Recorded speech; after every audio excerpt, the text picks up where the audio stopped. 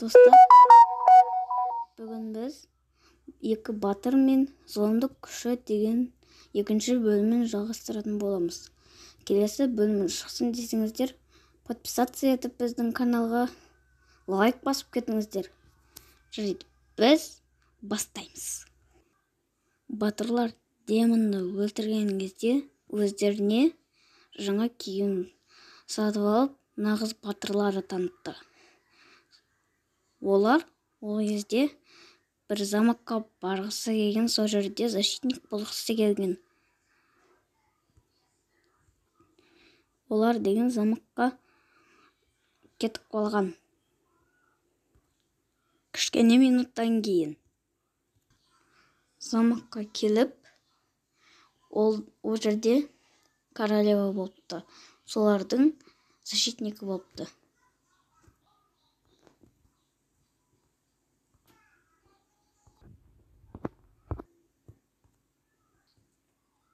Олар королевамен танысып, олардың охраннигі болды.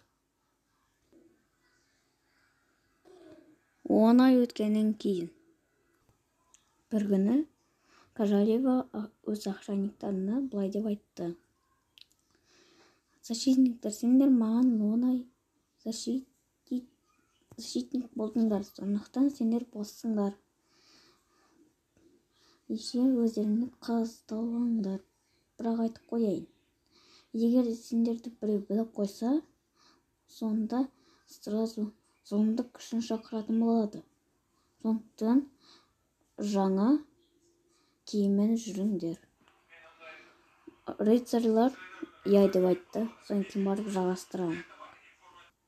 Кішкене минуттан кейін олар жаңа киім сатып алып, өздеріне қыз іздеуге кеткен.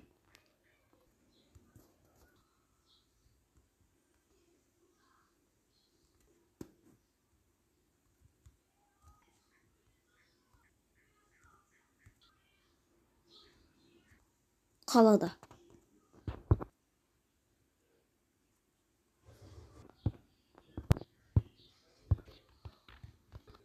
Андрей, артымызда қызды. Сәлем ұлдар. Біз сендерге бірдеме айтқымыз келген. Сендер бізге ұнайсыңдар. Біз де сендерді ұнатамыз. 3 күн өткенде олар үйленіп, өздеріне бір үй тауып алыпты. Оларда бала пайда болып, олар көп күн өмір сүріпті. Осымен осы бөлім бітті. Достар, сендерге ұнаған деп ойлаймын.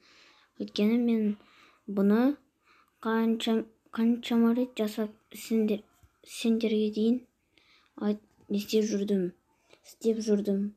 Сондықтан сіздер лайк басып қойыңыздар. Жарайды.